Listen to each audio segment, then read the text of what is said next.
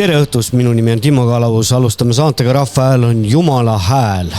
Pane kõrv peale, Viru meedia kõlab. Siin räägitakse sinu keeles, ühendame kohalikud juured ja ülemaailmsed teemad, värsked saated, mõttevahetus, teravad küsimused ja inimesed, kes loovad homset.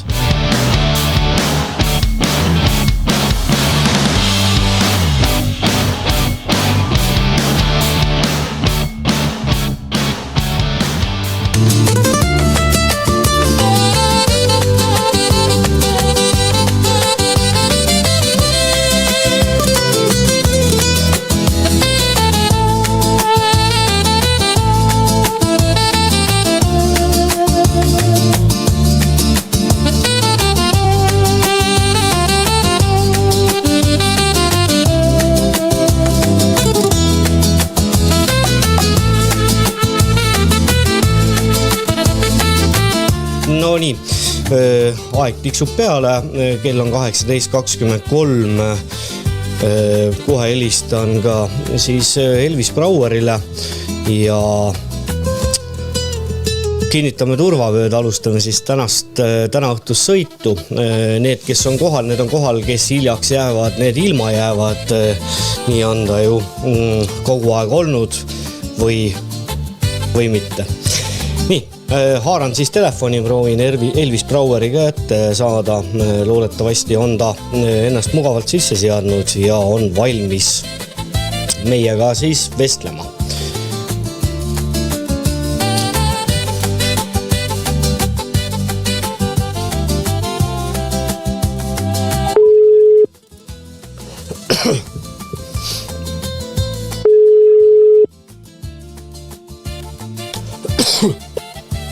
Ja hallo. Tere õhtust, Elvis Brauer. Oled otse saates. Rahva Hääl on Jumala hääl. Tere, Timo. Ja, selle vestluse kokkuleppimine oli vist üks kõige konkreetsemaid üldse selle saate ajaloo jooksul, et ma ei tea, kas me 20 sekundit rääksime kokku, et suhteliselt lühike jutt, et lühike küsimus, lühike vastus ja siin me oleme. Ma loen ka ühe teksti ette, mida ma siin purenud olen, midagi ma olen siis aluseks võtnud tänasele vestlusele, et kui sulle sobib, siis alustame. Muidugi. Ja, tänase saate sisse juhatava vestluse teeme siis Elvis Braueriga, teemal, kel jõudsel õigus, küsimärk lõpus. Koroonadiktatuuri ajal olid sina üks neist, kes omal nahal sai tunda jõuõigust. Mäletate küll ütlemist, et kes ei võta kuulda, see saab tunda. Jõuõigus versus õiguse jõud. Miks siis selline teema valik? Viimasel ajal seoses globaalselt aset leidvate sündmustega on see siis Venezuela presidendi ja sellega seoses selle rahva maavarade rööv USA poolt, Gröönimaa küsimus, jälle põhjuseks maavarad, katust muidugi on pakkumas siis jutt, et muidu võtab selle ära Venemaa või Hiina ja nii edasi. On rahvusvaheline õigus olnud paljudel esirääkijatel hambus. Ja minule isiklikult ei meeldi sellised väljaütlemised või õigem oleks öelda õigustamised, kus rahvusvahelisele õigusele kui printsiibile sülitatakse, sest nii on meile kasulik, täpsustamata, kes need meie siis on. Kas poliitik, kes ütleb, et rahvusvaheline õigus ei tööta, kirjeldab olemasolevat reaalsust või loob endale õiguse seda teadlikult eirata? Rahvusvahelist õigust on aastakümneid peetud maailmakorra alustalaks. Süsteemiks, mis peaks piirama toorest jõudu ja suunama riikide käitumist kokkulepitud reeglite kaudu. Ometi kuuleme ühe sagedamini nii suurriikide kui ka Eesti poliitikute suust väiteid, et rahvusvaheline õigus ei oma enam tegelikku kaalu või on muutunud pelgalt formaalsuseks. Muinasjutt ninanokkijatele. Jah, ka mina olen realist, asjad on sellised, nagu nad täna on. Mis aga ei takista mind ennast seadma kõrgemaid eesmärke, järgima kõrgemaid ideaale ja mitte minema lihtsama vastupanu teed. Et niimoodi on meile kasulik ja mis mina väike inimene ikka teha saan. Selle peale minu arvates suuresti mäng ka käib, ole vaikne ja kuulekas ori, kiida tugevamatele takka, siis saad tsirkust ja leiba, viimast muidugi aina vähem, mida aeg edasi. Kuid idealistina ma keeldun aksepteerimast maailma, kus kel jõudsel õigusprintsiibiga määratakse rahvaste saatust. Huvid ja mõjud, vaikne hiilimine, sosistamine, lipitsemine kirjeldab tänast küünilist poliitikat, kus otsuseid ei tehta enam aususe, eetika ega moraali, vaid kasu alusel. Usun, et vabadus, elu ise peab tuginema õigusele ja inimlikkusele, mitte sõltuma näiteks tuumarelvadest. Keeldun normaliseerimast igasugust ebanormaalsust. Kui ma lepiksin mõttega, et vabadus sõltub jõust, mitte õigusest, siis ma ei räägi tegelikult enam vabadusest, ma räägin orjusest. Ja lõpetuseks siis võib-olla sinu jaoks siis alustuseks, et kelle huvides on narratiiv, et reeglid ei loe, vaid loeb ainult võime neid eirata. Nii, sõna on sinu, ma pikk jutt, aga kuna ma sellega sulle sõnumine saatsin, et võib-olla siis oled jõudnud ette valmistuda. Tead, ma olen, jah. Milleks ennast ikka ette valmistada, ma ju valmistan ennast ette vestluseks sinuga ja avatud aruteluks enne, aga ma olen selle peale, vaata, siin võrreldes mõne aasta taguse eluga on minu elus ka sellised muudatused, et ma elan nüüd ikkagi metsas ja valdavalt elu on üksluine ja rahulik ja vaikne ja mulle meeldib see ja see võimaldab asju selgemalt näha ja erinevalt võib-olla 90% inimestest ei ole mina võlaorjuses ega peremehe tööandja orjuses, vaid sean oma aega ise ja see võimaldab selgemalt näha, aina selgemalt näha ja ma olen selle teema peale palju mõelda ja tegelikult sa ütlesid juba kõik ära. Ühe laud. See on küll. Ühe väga väike, mitte selle kirjaga, selle pika tekstiga, mis ette lugesid, vaid väga lühikese osaga sealt. See oli umbes midagi sellist, ütlesid, et kas jõuõigus või õiguse jõud, jah? Jah. Ja kui, tegelikult me võiksime põhimõtteliselt juba siin lõpetada, et kui see lihtsalt kõlama jätta ja inimestel oleks aega mõelda, mitte ainult kuulata ja sirvida ja scrollida ja olgu see raadio või telekas või mis iganes ja siis ainuüksi selle sõna väikse lause peale mõeldes, ma arvan, lahendaks igaüks enda sees lõpuks selle küsimuse ära ja ma usun ka, et suurem osa lahendaks selle õigesti ära. Paraku meil ei ole seda aega, inimesed ei võta seda aega ühiskonnal ja selles majanduses ja maailmas meil kindlasti ei ole seda aega ega tahtmist ega viitsimist endaga sellist dialoogi pidada, sest tulevad kohe ebameeldivad mõtted ka ja need tahaks ka kohe kõik välja lühida ja nii edasi.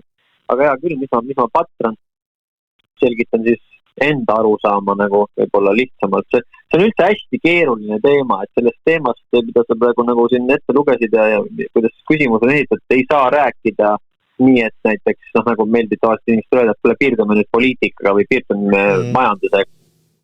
Siin peab tulema kohe sisse religioon, siin peab tulema sisse geopoliitika, siin peab tulema sisse väga, väga hingelised, vaimsed igasugused teemad, eks ole, ja nii edasi. Aga võtame siis alustama algusest, et sa ütlesid, et koroonadiktatuuri ajal sain umbes mina seda kõike nagu tunda, jõuõigust. Jah, ma sain tunda seda ühest küljest, aga ma esitaks kohe küsimuse vastu, et kes siis tegelikult võitis. Ja see on nüüd see küsimus, mille üle siis võib vaielda ja kaks inimest, kes selle üle vaidlevad, siis oleneb, milline nende lähtepunkt, eks ole, et usuta inimene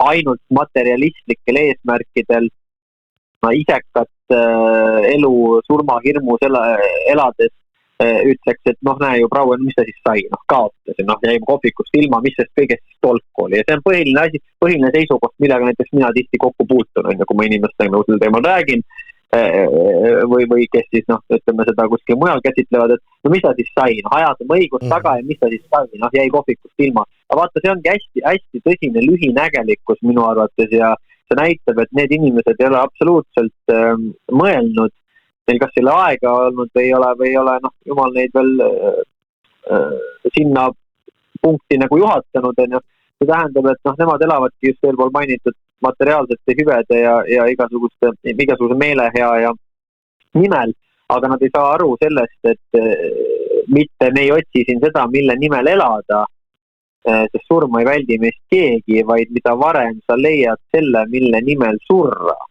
See on küsimus, see annab hoopis elule tegeliku mõtte ja see on lõpuks ka võit. Ehk siis, kui suurem osa võitis sealt raha, võitis seal mingisuguse staatuse, siis mina, ütleme siis ongi, ma käsitlen seda võidu ja suure auna ja olen alati käsitlenud, et kui inimesed tulevad ja tunnevad mulle kaasa, isegi see on kohatu, sest et mulle ei pea sellise privileegi eest kunagi kaasa tundma. Et ma ei taha siin ennast ühes lauses isegi nagu mainida sellise mehega nagu Jeesus Kristus on see on nii kohatu, kui üldse saab olla, aga ma lihtsalt küsin, et inimesed minu juttu võib-olla kõik ei tea, täpselt, aga öelge mulle siis nagu teie, kas Jeesus Kristus kaotas või võitis, sest jäi ju temaga jõuõigusele alla, eks. Tuldi see mees, püüti metsast kinni ja lihtne puusepp nagu ta oli, löödi ta risti, ehk siis temast saadi võitu ja ta ei löönud ühtegi lööki vastugi, eks ole, ja temast palju võimsamad ja jõulisemad mehed ju tümitasid teda ja piitsutasid ja kuni lõpuks ta randmed läbistasid ja nii, aga öelge mulle nüüd, et kas keegi teab mõne selle mehe nime, kes tema kallal seal nõnda talitas, kas keegi mäletab nende preestrite nimesid, ei tea keegi, need kõik mehed tulid autot, päranditut surma ja ometi on Jeesus Kristuse lugu see, mis elab igavesti ja sellest loost rääkides usu sa või mitte, aga ainuüksi see lugu äratab meis kõigis juba kõige sügavamal tasandil ellu midagi nii võimsat ja sellist üllast, eks ole. Et öelge mulle siis, kes võitis. Ja nüüd, kui me toome selle kõik siis tänapäeva, eks ole, poliitikasse ja siis võtame siin need Ameerika ja Venezuela sündmused ja ka kohalikul tasandil oli siin üks hea vaidlus näiteks Markus Järvi ja Helme vahel ja üldse kogu seda poliitilist nagu seda vaidlust on mitmel pool nagu peetud erineval moel, aga see sama asi tulebki siit nüüd välja, et kui Mart Helme ütleb, et jõudude vahekord on muutunud ja nüüd on maailmas asjad nii, et tegelikult see rahvusvaheline õigus oligi üks tore konstrukt nagu, mida oli vaja elus hoida selleks, et keegi nagu liiga vara ei hakkaks jõudu demonstreerima, et siis kui aeg küps, siis nii-öelda kõige suuremad jõud saaksid ise seda hoopis teha. Et tegelikult see on anarhistliku maailmakorra ülistamine ja viljelemine. Ja nüüd me võimegi siin laskuda nagu vaidlusesse jällegi, aga siin ei ole ju õiget ja vale selles mõttes. Siin on õige ja vale, vaata sinu ja minu jaoks on see asi selge, Timo, mis on õige ja mis on vale. Aga me võime igavest vaidlust pidama jääda selle poolega, keda ma just ennem kirjeldasin, kelles ei ole neid moraalseid väärtusi ja printsiipe, kellel ei ole seda elus ja kes isegi mõtle selle peale, mille nimel surra, vaid kes elab ainult selle nimel, et naabrist vingem muruniiduk osta ja kes on nõus oma sõbra kõhklamatult maha müüma selleks, et ennast kas korporatiivses ettevõttes või poliitilises kuskil hierarhias kergitada. Et meie jaoks on see vastus selge, aga nemad kirjeldavad anarhistlikult maailmakorda, kus tugevam võidab. Aga huvitaval kombel nad ei saa ise aru sellest, et näiteks kui see sama küsimus peaks tulema laua taga, ütleme siis laua taga tekkima ja me satuksime näiteks poes kokku, ma olen seda korduvalt mujal saadetes kõelnud, et näiteks kui ma satuksin nüüd poes kokku Mart Helmega või Urmas Reitelmanniga, kes on lubanud kaasa lapsed või ütleme siis öelnud, et see mädapaise tuleks koos naiste ja lastega merre pühkida, toome lihtsalt selle näite. Aga sa nüüd kohtud minuga näiteks kõrvaltänavas, hämaras kõrvaltänavas või kus tahes mujal, eks ole.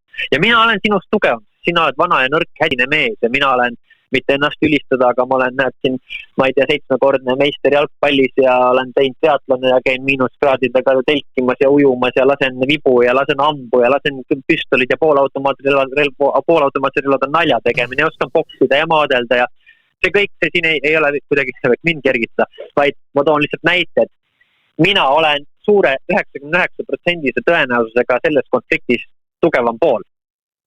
Mis tähendab siis, et kas sa oled nõus oma seisukohti muutma või kas sa saad aru, et kas sa annad vabatahtlikult oma vara ja raha ja naise ja lapsed ja kõik, mis ma tahan mulle, sellepärast, et kui sa ei anna, siis ma lihtsalt löön su maha. Vaata, minu jaoks on nii naiivne see, et kuskilt turvaliselt toolilt, klaviatuurikangelased internetis ja igal pool kommentaariumites teevad ka sageli seda sama asja, eks ole, aru saamata sellest, et milline on reaalne maailm, eks ole, et seal on hästi lihtne oma soojast toolist kommenteerida ja ennast kergitada ja justkui olla selline, hästi jõuline ja tugev ja agressiivne, eks ole, ja siis kui nagu Mike Tyson ütles, et kõigil on plaan ja kõik on kõva mehed selikaua, kuni nad vastu nina saavad, eks ole, et siis on pisarad ja häda kisa, aina. Et huvitav on jah, just poliitikud, meil siin Tsahknad ja kõik, kes kõige rohkem sõna võtavad, on ilmselt need mehed, kes pole elus mitte kordagi isegi oma, tappa saanud näiteks, kõige elementaarsemat nina nipsu on. Mina olen vereloigus oma kopsusi korduvalt välja kõhinud, sellepärast, et ma olen laksutanud vales kohas lõugu noorema mehena, eks ole, ja see on mind pannud asjadele mõtlema, et näed, kuigi täna ma võib-olla saaksin 90% meestest jagu, siis ma ei aja oma asju niimoodi, sellepärast, et moraalne kompass ja südametunnistus ja muud vaimne areng ja muud sellised asjad, mida mina tähtsustan, takistavad mul seda tegemas, sest et mina usun samamoodi, nagu sina oma pikas tekstis kirjeldasid, et peab saama ka teisiti siin maailmas asju ajada, eks ole, et ma lähen naabrimehe juurde ja ma lihtsalt ei lase teda maha, kui meil on erimeelsus, vaid me arutleme ja vestleme ja võib-olla me jõuame, leiame ühisosa ja võib-olla me suudame oma erimeelsused lahendada ja teineteise mõistmisele lähemale jõuda siis läbi arutelu ja võib-olla mingisuguse, lahendame koos mingisuguse ühise probleemi ja seeläbi kasvame võib-olla hoopis kokku ja teineteisele lähemale ja võib-olla saame aru, et meie vaenlane on hoopis mujal, eks ole. Või ülesanne, et ei pea mingi vaenlane, see võib ka mingi muu eesmärk ülesanne olla. Et see ongi nüüd lõpuks siis see rahvusvahelise õiguse küsimus, et see taandub tegelikult mitte sellele, et kellel on suurem relv ja kellel on suurem muskel, vaid see taandub tegelikult sellele, kuidas inimene selle töö iseenda sees ära teeb, eks ole, sest et see ei ole nii, et see ei ole niimoodi, et siis, kui aeg on küps või antud juhul siis, kui sellest on midagi võita, et siis me õigustame seda, aga siis, kui ei ole midagi võita, vaata, siin ka poliitiliselt täpselt nii ongi, et kui meil hetkel sellest midagi võita on, siis me tallame selle nii-öelda rahvusvahelise õiguse jalge alla ja ütleme, et näete, maailm on selline ja tugevam võtab, eks ole, ehk siis õigustame nii-öelda loodusseadust, kus võimsam lõvi sööb ja suurem lõvi sööb ja nõrgem kaotab, on ju. Ja siis, kui ei ole mugav, siis me räägime, järge nüüd meile praegu küll tapka andke, et mis mees sa selline oled, et ikka rahvusvaheline õigus ja niimoodi see asju ajad ja me ei saa metslasteks muutuda ja vaata, see on hästi huvitav, eks ole. Et täpselt nii, kuidas parasjagu mugav on, täpselt nii seda teemat käsitletakse, eks ole, või siis kas võimendatakse või summutatakse. Et täpselt niimoodi mina ka seda näen, et kui on anarhistlik maailmakord, siis äärmuses jälle, nagu ma alati näen, võimendame idee äärmuseni ja vaatame, milline maailmapilt siis realiseerub. Nüüd tallates rahvusvaheline õigus, ehk siis sisuliselt, mis taandub moraalsele kompassile ja inimese usule ja südametunnistusele, et kui me tallame selle jalge alla, siis me elame anarhistlikus maailmakorras. Seda äärmuseni võimendades ei saaks me keegi täna õhtul rahus magama minna, sellepärast, et näed, me läks, ma brutaalselt kirjeldan, aga me läks maailmas, kus naistel kindlasti ei ole turvaline olla, sellepärast, et siin lihtsalt vägistatakse ja kui täna tuleks 3 meest mukse taha ja ütleks mulle, näed, me tahame su tütreid võtta, ja siis kas annad meile, ja kui ma ütlen ei, siis selge, et sul on 2 varianti, kas annad meile niisama või me lööme su maha ja võtame need, parem on sul nad meile niisama, eks ole. Me oleks sellises maailmakorras, eks ole, kus me oleme neid maailmalõpufilme näinud küll enam, eks ole, kus siis nõrgad mehed koonduvad kampadesse ja peavad jahti siis teistel, eks ole. Et The Purge võib-olla film on ja võib-olla keegi on näinud, eks ole. Et siis on selline maailmakord, et kas keegi meist siis tahaks elada sellises maailmas. Ainult maniakid, ainult ülimad psühhopaadid tahaks sellises maailmas elada, eks ole. Ja nad peavad siis endale ka täielikult teadvustama, et tõenäoliselt suurem osa neist elaks üle isegi esimest ööd. No nii ta on. Teine maailmakord siis on nüüd äärmuseni võimendades see, et me toetume siis rahvusvahelisele õigusele. aga veel kord rahvusvaheline õigus, et seda mitte mingisuguseks juriidiliseks nagu liiga ajada või juriidiliseks konstruktsiooniks, et see taandub veel kord moraalsele kompassile, südametunnistusele, eks ole. See taandub sellele, et meie inimestena saame siin ajada asju ka teisist, eks ole. Ja kui me nüüd selle võimendame äärmuseni, siis me suudaks kõik erimeelsused lahendada ilma sõjaliste konfliktideta, ilma vereta, ilma verevalamiseta, nii-öelda siis arutelu läbi ja nõupidamise läbi ja lõpuks üksmeele ja rahumeele leides, eks ole. Võtku see aegu palju tahet. Selleks on need kaks äärmust. Võib öelda, et need mõlemad äärmused on siis võib-olla käsitletavad utoopiana, aga nagu sa enne ütlesid, siis ideaal tuleb seada, et oleks mille poole pürgida. Ja nüüd ongi siin kohal on see valiku koht, kes siis mida valib.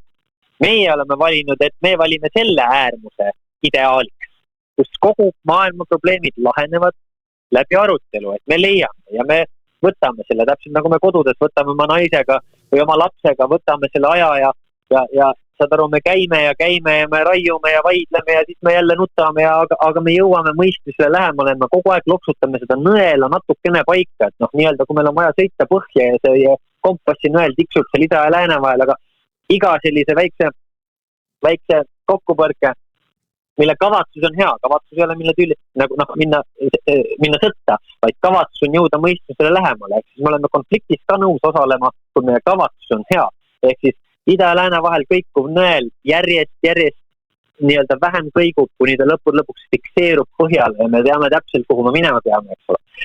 Ehk siis meie oleme seadnud enda ideaaliks selle tee, vaatamata sellele, et ma saaks jagu 90% vastastest. Ma ei ole treeninud ennast selleks, et minna nüüd seda jõudu rakendama ja teistelt võtma jõuga ja teisi alavääristama, sest et ma olen rohkem käinud ja näinud ja teinud ja võitnud ja ei, see ei ole minu eesmärk, vaid ma olen treeninud ennast selleks, just nimelt selleks, et kaitsta ennast nende aramate eest. Need, kes tulid kohvikukse taha, need arad mehed, kes panid maski pähe ja arvasid, ütlesid, et me teeme õiget asja, aga sa ei teinud seda oma näoga, oma nimega, eks ole, ja võtsid nuia välja ja peksid mees, kes üritas oma poega uksest külmal talvel sisse lasta, et ta saaks ema käest koduvõtmed võtta. Mu paarimees Marko on seda peksid. Vaat see on tugev mees. Aga jõud oli siis seal antud ja voli oli antud sellel hetkel siis nende meeste kätte, eks ole. Veel kord, kes siin siis tegelikult võitis, eks ole, looja silmis. Ehk siis meie sinuga oleme seadnud endale ideaaliks selle, olgu ta püüdmatu, aga me teame, mille nimel me valmis surema. Tõe nimel ja nad kaotavad, kui nad peaksid meid ründama. Ja nüüd nemad, see teine leer siis, ma räägin siis väga üldiselt, inimesed peavad selle pildi ise kokku panema, sellepärast, et kui me oleme lihtsalt nagu tuulelipud, eks ole, iga uue teemaga, et räägime Ameerikast, siis õigustame, eks ole, rünnakut, aga võtame mingi teise teema ja jälle ei tea, kuidas nagu oma arvamust formuleerida, eks ole. Vaata enamasti nii ongi. Ma räägin hästi põhimõtteliselt üldiselt, et inimesed suudaks edaspidi igas küsimuses lähtuda printsiibist ja kõigepealt see lahti muukida, vaadata, mis on need põhimõtted siin ja siis oma arvamus formuleerida lähtuvalt sellest, mitte sellepärast, et mulle meeldib Trump rohkem kui Biden. Mida teeb enam siin. Ühesõnaga siis see teine äärmus siis erinevalt meid sinuga on seadnud endale ideaaliks siis selle poole, et valitsegu siis anarhistlik maailmakord, sellepärast et minul on rohkem relv. Ja tema delusioon seisnebki selles, et ta arvab, et temal on kõige rohkem relvi ja võimu. Aga minu isa kasvatas mind selliselt, et tead, sa võid olla kõva mees, aga arvesta sellega, et alati on kuskil kõvem mees. Ja see on see, millega nemad ei arvesta. Nad arvavad, et senikaua, kuni nende käes on võim ja juhthoovad, siis on nad puutumatud. Aga varem või hiljem, sest et looja seadused kehtivad meile kõigile, teave tagajärje seadus kehtib kõigile. Ja tema sind ei hoia, kui sa niimoodi otsustad siin elus navigeerida ja talitada, eks ole. Moraali vabalt, südametunnistusest mitte lähtuvalt. Ja siis, jällegi, nagu meil on seda sama asja tuhandetes Hollywoodi filmides näidatud, et tema on see, kes lõpuks põlvili oma elu pärast palub, eks ole. Et täpselt niimoodi see asi siin ongi, et need nõrgad ja argtuksid karjuvad ja kirevad ja õigustavad ja need on üldiselt need, kellel pole endal sellised kokkupuuteid elulisel tasandil olnud. Ja siis need, kellel on need kokkupuuted olnud, need on jõudnud oma sisetöö ära teha, nende asjade peale kõvasti mõelda, nad on jõudnud oma haavad lappida, nüüd lakkuda ja nad on jõudnud teisiti elama hakata ja näha, neil on 2 poolt, nad on jõudnud sellele järeldusele, nad on näinud, millised viljad on ühte sorti elul ja millised viljad on teist sorti elul, eks ole. Ehk siis, laias laastus seesama asi nagu, mis iga kuidas ma ütlen, et see, mida me maailma areenil ja poliitikas näeme, olgu see Ameerika ja Venezuela vaheline, olgu see mingisugune Gröönimaa küsimus, olgu see idablokk Venemaa ja Ukraina, olgu see Venemaa, Euroopa, olgu see Hiina ja Euroopa, vahet ei ole. See on igal pool sama asi. Et mitte nii, et juhtkond delegeerib meile, dikteerib meile, kuidas elada ja olla, vaid nemad on meie peegeldus tegelikult. Nemad on täpselt see, milline on keskmine inimene, ehk siis ühiskonna läbilõige. Ja kuna meie inimestena oleme valdavalt minetanud moraali ja ei lähtu oma igapäevasest tegevusest ega elus enam südametunnistusest ja ei pea neid vestlusi iseenda sees seda sisemist monoloogi, eks ole, me arvame, et kui me kõva häälega räägime, et siis on meie hääl, aga kui ma iseendaga räägin, miks ma arvan, et see minu hääl on, võib-olla see on hoopis looja hääl, see on see mõte, mis mõtleb, et kurat, äkki ma olin nii, kurat, ma ei tohiks palju valetada, kurat, jälle valetasin, tegin kellelegi liiga, ei, see tuleb heastada. Vaata, me summutame seda häält endas, eks ole, ja nemad on selles jälle omakorda meist siin andes meile igasugused tööriistad selle jaoks, nutividinad ja muusika ja kõik muu. Ja kahjuks see summutab selle sisemise monoloogi meis ära, et läheb aina vähemaks ja sellepärast saatan siin maa peal, saatan nimetada kurjuseks, nimetada vägivallaks, kuidas iganes, tema ühine nimetaja võib ju olla ka saatan, eks ole. Ehk siis sellepärast maailm aina rohkem tema näoliseks muutubki. Ja seda me minu arvates näemegi, et me näeme seda, kuidas iga uue teemaga rahvas killustub üha enam. Isegi Corona teemal nii-öelda ühte tulnud inimesed, eks ole, keda oli võib-olla 400 000 inimest, võtame laias laastus 400 000 inimest, kes ei teinud endale süsti, tuli selles küsimuses ühte. Näed, siis tuleb Ukraina seda 400 000 inimesest 200 000 lõid lahku, veel jälle, lõime selle haru pooleks omakorda. Siis tuli mingisugune Iisraeli küsimus veel pooleks, siis tuli Ameerika valimiste küsimus veel pooleks, eks ole. Siis niimoodi me järjest killustame seda vastupanuleeri, kuni lõpuks ongi see sama analoogia, mida ma olen korduvalt välja toonud, et me nagu koerte kombel kisume, eks ole, paras tuleb aia taha, viskab pondi hoovi peale ja me kisume, närime 2 oma hoovi koera, kes valvavad seda sama hoovi, ja me kisume teineteist ja verd lendab ja tolmupilv on üleval ja siis kui ühel hetkel kumbki enam ei jaksa, siis see point vedeleb ikka meie vahel ja tolmupilv settib ja me vaatame, et kuule, et maja tehti tühjaks. Piltikul selles niimoodi see asi ongi. Et jah, ma tõmban siin korra hinge.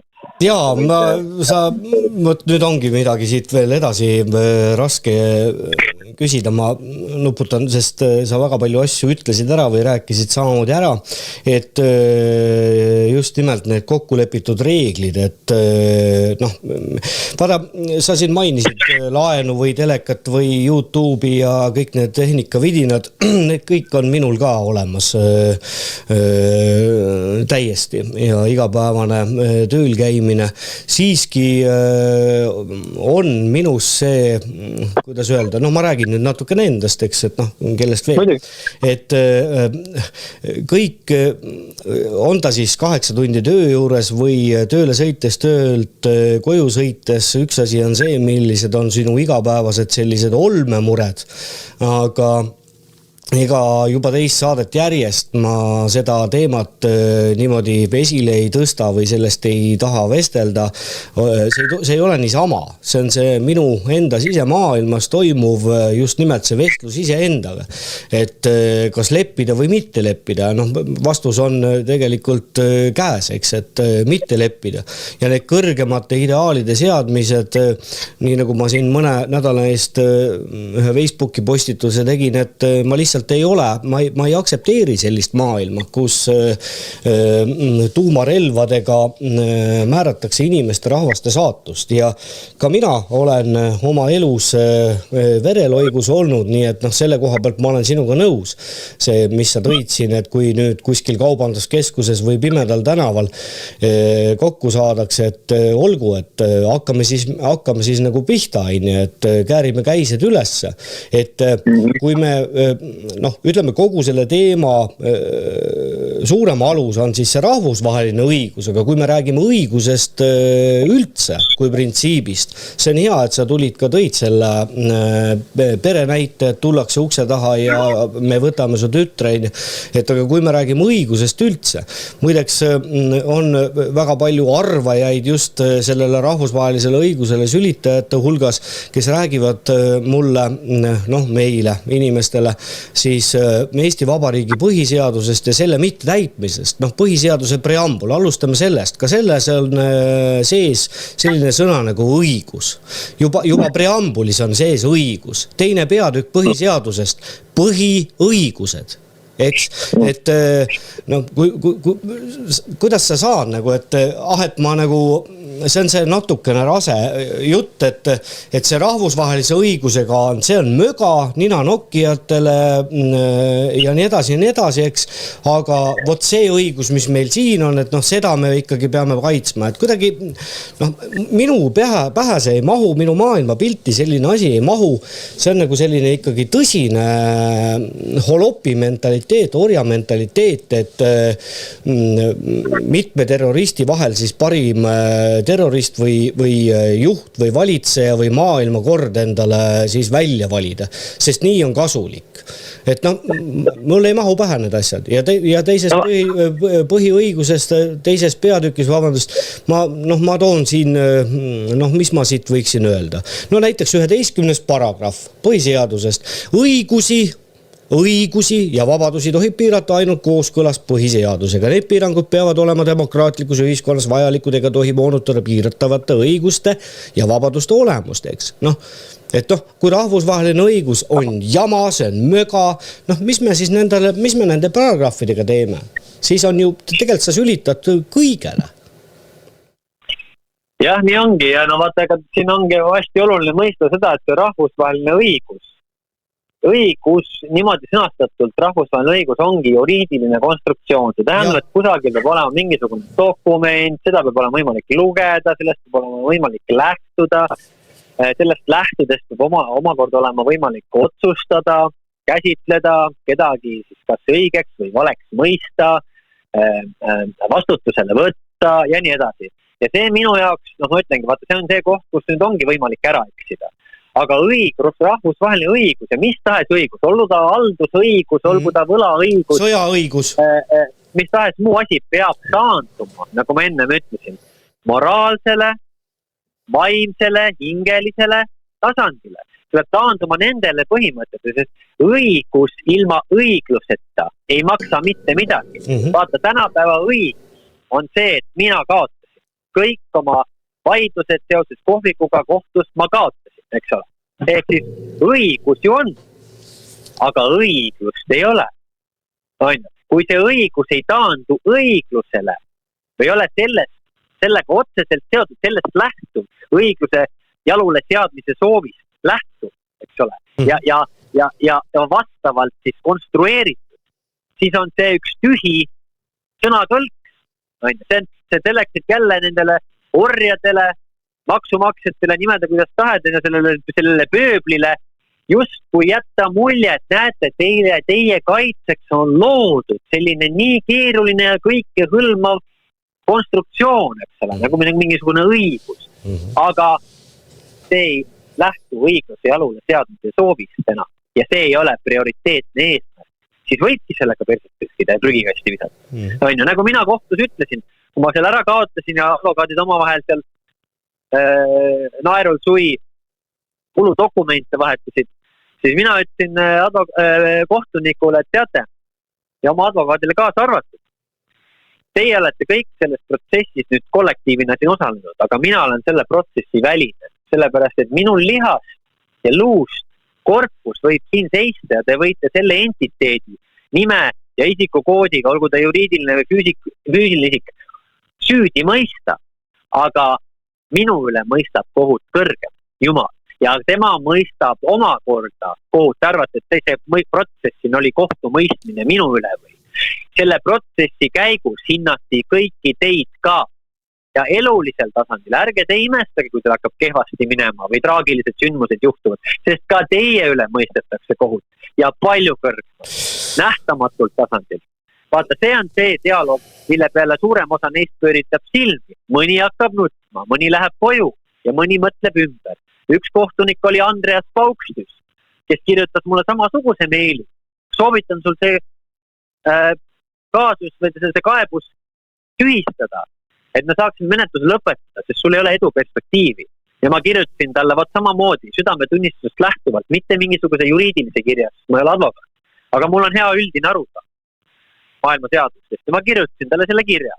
Ja see mees võttis pool aastat aega ja kirjutas esimese astme kohtus 100-leheküljelised kohtuotsuse, milles mina võitsin. Ta lihtsalt andis mulle mõista kohtus ka, et poiss, õigust ei ole olemas. Ta kirjutas mulle sellise dokumendi, mis oli tõenäoliselt ka meie põhiseadus või siis, kuidas see on siis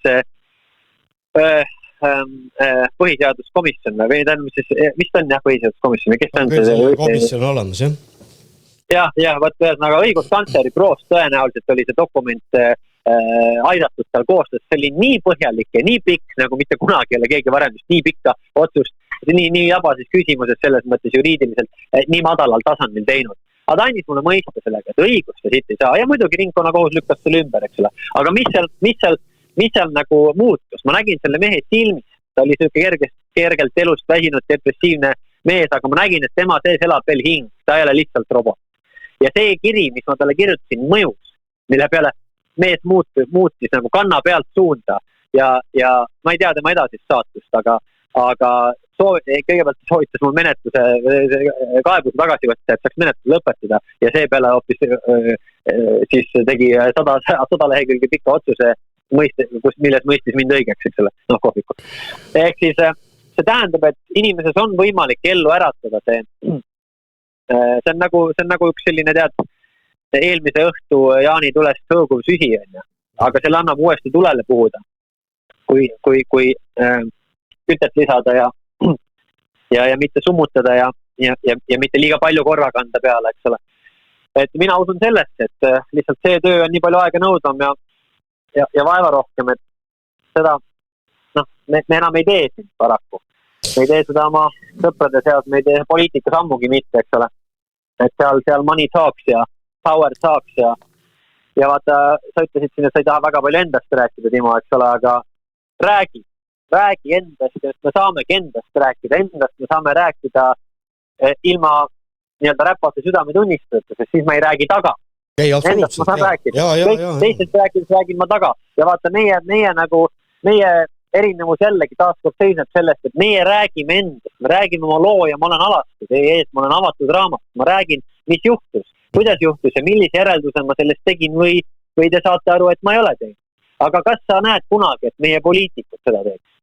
Et üks meie poliitik kunagi räägiks, et ta on eksinud või ta tegi selle otsuse lähtuvalt sellest, et tema elus on olnud sellised asjad, kes oled kunagi näinud, et nad käsitleks mingisugust teevad hingelisemalt südamest, et nad tõmbaks paralleele, teeks järeldusi, mõtleks ümber, tunnistaks viga, ei, mitte midagi.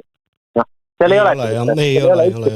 Aga muidugi sellega ma olen nõus ja see näide, mida sa siia, mul tuli meelde, kuidas sa rääkisid sellest, et sinu käest on küsitud või on keegi kuskil ilkunud siis sel teemal, et mis sa nüüd siis sellega võitsid, jälle see sama kasu, eks, et meile on kasulik ja minule on kasulik ja kellegile on kasulik, eks, et ja siis sa tõid selle ka sisse, et selle koroona ajaga nii-öelda läks pooleks ja siis tuli Ukraina sõda, siis läks see omakorda pooleks ja nii edasi, et ma ühel hommikul tööle sõites, mina käin siit Rakverest Tallinnasse, olen sunnitud tööl käima, siis tegin ühe lühikese sellise salvestuse, mida ma Facebooki üles ei pannud, aga mõte oli tegelikult selles, et see vana ütlemine, et kaos loob korra.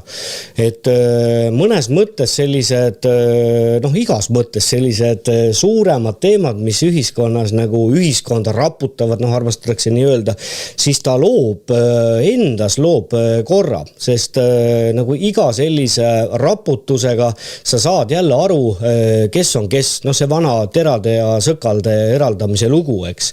Et nad tahes tahtmata see oma kasu või oma isikliku heaolu hoidmise vajadus on nii suur, et küll ta võib proovida, jutumärkides, eks, võib proovida varjata seda, et ta tegelikult on raibe, aga mingi aeg ta lihtsalt enam ei suuda. Ta lihtsalt, mingi raputusega ta reedab ennast.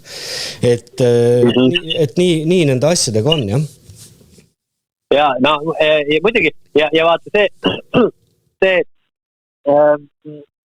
ta reedab ennast, tähendab, ta teeb kõik selleks, me räägime siis jälle sellest jälkusest, kes meid siin juhib, räägime, on ta meie valitseja või on ta Ameerikas valitseja või on ta sionistlik mingisugune Iisraeli valitseja, Netanyahu või kes iganes ta on. Aga nende suurim pingutus ongi alati ennast mitte reeta, eks ole. Aga nad ei saa ennast mitte reeta, sest nende öeldakse, et sõnad ei maksa midagi. See ongi sõnad versus teod, eks ole. Ja poliitikas on alati niimoodi, et nad ütlevad ühte inimesed, see on see, kus meie oleme rumalad, kus meie kaotame. Et me näete, aga see ütles seda, aga tema ütles toda, tema lubas seda, aga tegudes, me ei lähtu. Või kui isegi lähtume ajutiselt, siis unustame jube kiiresti. Üks hea näide on see, kuidas, ma ei tea, mitmed meie koroonaaegsed kaasvõitlejad või toetajad 2 aastat hiljem täiesti ununenud, et programmi eestvedaja oli Keskerakond ja sa näed, et täitsa lõpp. Need inimesed, kelle ettevõtted trahviti, kelle ettevõtte kinni pandi, kes tuli ja nüüd liitus Keskerakonnaga. Kas sa unustasid ära, kes on Arkadi Popov, kes on Ilja Lutsar, kes on Tanel Kiik, kes kõik unustasid ära. Kas te unustasid ära selle, et mitte ükski peaminister pole kunagi tagasi astunud, aga Jüri Ratas õige mehena astus tagasi, onju. Vaata, räägime nüüd korraks sellest konservatiivsest pöördest ka, mis meid ees ootab, eks ole. Miks siin kõik Trumpi ülistavad, kõik ülistavad Trumpi ja vaata, miks mina EKRE-st välja astusin. Ma sain aru, et siin võivad sinu kuulajad ka pahaseks saada, sellepärast, et minu toetajaskonnast 99% lööb mind, piltlikult öeldes, Timo ka varsti risti. See on otsus mõttes. Sellepärast, et nagu nad juba praegu ütlevad, Elvis oli normaalne tüüp ja jagas matsu, aga nüüd on kibestunud ja ma ei tea, katus on ära sõitnud. Kui te nii arvate, aga mina ütlen niimoodi, et ma ütlesin teile siis ette, ma ütlen teile jälle ette. Ja ma ei tea, mitu korda peab teile ette ütlema, et ükskord õpiks kuulama. Aga kui ei taha kuulata ja kui tahad valusalt õppida, siis võite ka valusalt õppida. Aga ma ütlen taaskord ette, et see, miks mina sealt erakonnast välja astusin, ma sain aru, kuhu see viib, ma mängisin selle malemängu lõpuni. Ja sain aru, mis tulemas on ja kes on programmi autor on. Ehk siis see sama konservatiivne pööre, mida meil siin ette valmistatakse. Meedia on juba vaikselt hakanud ühiskondlikku arvamust kujundama, sellega on seotud e-valimiste teema, sellega on seotud, põhimõtteliselt kõik teemad, mis meil siin praegu üldse on, aga kuidas ma selle ära tahtsin sillata nii-öelda keskmisele kuulajale, on see, et mitte ükski peaminister kunagi pole tagasi astunud, eks ole. Ja siis Jüri Ratas tuleb õige mehena, astub mingi ilu pärast tagasi, sellepärast, et võimule saaks tulla Reformierakond, eks ole, ja siin ajavältel sotsid ja kõik on ju. Sellepärast, et see sigadus, mis programm lülitati sisse, eks ole, seda hakati ellu viima. Ja seda programmi, ütleme siis neid tulemeid ja neid tegusid ei saanud kirjutada ju nende erakondade arvele, kes meil pärast peaksid tulema nii-öelda siis õigetena, päästjatena valitsused. Sellepärast pidi tema tagasi astuma, muidugi astus tagasi kõige magusamad hoolidusteks. Sellepärast, et nüüd rakendati siis kasulikud idioodid pulti täiesti eesmärgipäraselt, lükati käima programmid, koroona, digirahad, kõik muud asjad, mis on siin, maamaksuseaduse nagu kõik see, mis on siin viimase 5 aasta jooksul, nimekiri on nii pikk, me hakka ette lugema, kõik, mis on viimase 5 aasta jooksul siin, 6 aasta jooksul siin riigis tehtud on, koroonast alates, võtke ette, meil ei mitte midagi paremuse poole läinud. Et me oleme hävingu kursil ja see kõik oli vaja veeretada nende kaela, kasulike idiootide kaela ja ise tulla siis teisest otsast pärast nii-öelda selle lahendusena, selle maagilise õlekõrrana, selle üle valitsema. Ja täpselt samamoodi, kui meil siin inimesed räägivad, näe, see e-dominion ja e-valimiste programm, et see on ju Venezuela teema, see on Venezuelast pärit ja vaata, see peab ikka puru loll olema, kui sa arvad, et see oli mingisugused Venezuela kodanikud tegid see litifirma ja mõtlesid välja e-valimiste süsteemi ja rahastasid selle ise ja kuidagipidi oli see veel Eestis ka kasutusel. See peab ikka täitsa toitukid olema. See on umbes sama nagu öelda, et näed Coca-Cola, kuna seda Aafrikas müüakse, see on Aafrika business. Et see on sama rumal. Et see võis Venezuelas olla, ta võis olla Kongo alamjõel ka, aga selle asja taga on ikkagi samad agendid, samad autorid, sama raha, eks ole.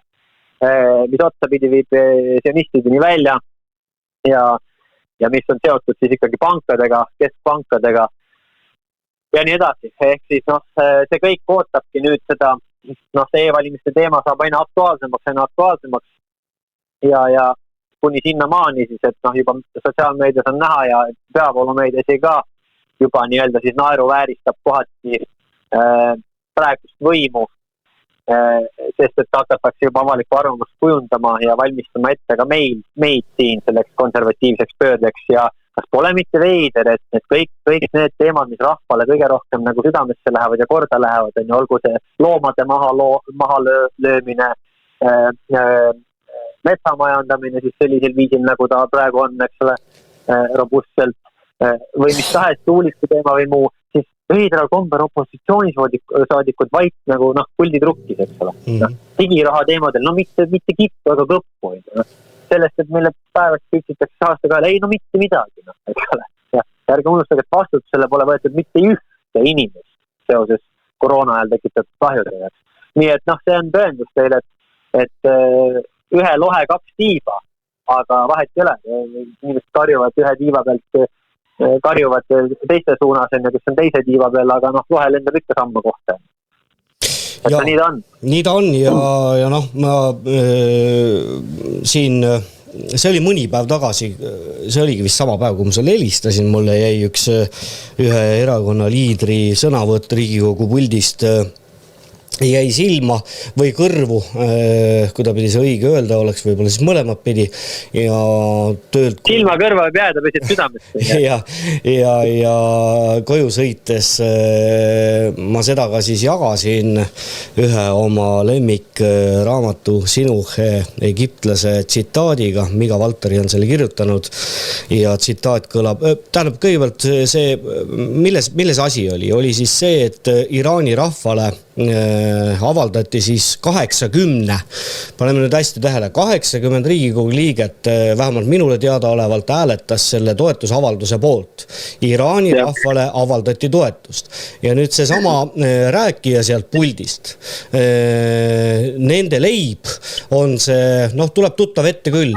Need kuradi terroristid, need rätipead, alaarenenud idaktalse, eks, ja järsku avaldame Iraani rahvale toetust. Kujutate pilti, olgu, ma võiksin siit jätkata, aga läheb liiga pikale. Ja see tsitaat kõlab siis järgmiselt. Siis mõistsin, et rahva suurim rõõm on üheskoos kisendada ja pole õieti tähtiski, mis pärast kisendatakse, vaid koos teistega kisendades tunneb igaüks, et ta on võimas ja et asi, mille eest kisendatakse, on ainus õige asi. Miga Valteri raamatuid ma üldiselt soovitan lugeda, olen seda varemgi teinud, väga head raamatud. Nii, aga just see sama asi, et kuidagi nagu minnakse selle kõigega kaasa, mõtlemata, nagu sa siin varem ütlesid ka, et inimestel ei ole aega mõelda, mõtestada. See on ka jälle suhteline, et millistel inimestel ja kui paljudel inimestel või kui paljude inimeste häält me üldse kuuleme. Ja eelmises saates ma rääkisin enesetsensuurist, sain ka selle kohase märkuse, et mida sa kurat seal valetad ekraanile, et ei ole, et mis enesetsensuur, et tsensuur on ikka päris, ei ole siin mingit enesetsensuuri. Ma olen seda saadet 2 aastat teinud, mõni saade on kujunenud selliseks, kus ma pool tundi räägin, et number on pea kohal, teema ka rääkige, ükskõik millest. kõigest, mis on teie südamel, mis on hingel. Ja ma ei pane inimestele, okei, ma ütlen tõesti, ma ei pane pahaks, ma saan aru, et selline saatesse sisse helistamine ei pruugi olla lihtne lõbu, vererõhk läheb üles ja nii edasi ja võib joosta kinni oma kõnega, aga ikkagi mina leian seda, et see väline, see jutt sellest, et keegi tsenseerib, keegi teeb, see on enesetsensuuri tulemus, julguse puudus ja nii edasi ja nii edasi. Ma ei tea, kui arusaam see jutt nüüd oli. Aga nii ongi, sellepärast, et vaata, sa võid ju mind platvormilt tsenseerida, aga minu suu kinni õmblemisest on asi kaugel. Minu suu kinni õmblemisest on asi väga kaugel. Ja lõpuks see, mida me seal pläkutame seal Facebookis, igal pool mujal tontab kus, see on tegelikult ka vesi nende veskile.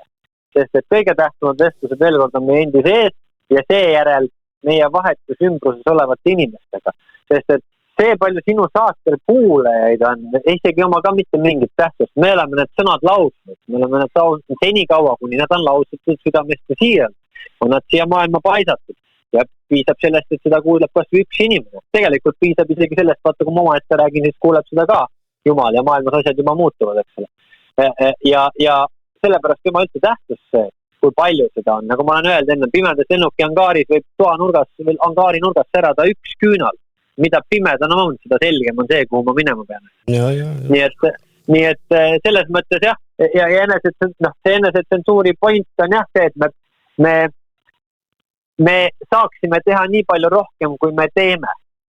Eks, et üks asi on halada Facebookis, et meil platvormilt, nii-öelda platvormi kasutamise võimalus meilt ära võeti või seal tsenseeritakse. Aga see ei pidanud meil nii kunagi olema, see on meile tasuta antud, tähendab me juba ammu, kui midagi sulle tasuta, siis oled sina produkt. Ehk siis me oleme ammu juba kaotanud tegelikult ja kahetsusväärne ongi see, et täna me peame neid vestlusi ja arutelusi ka rohkem seal kui oma ringides, kus peaks seda nagu see aset leidma.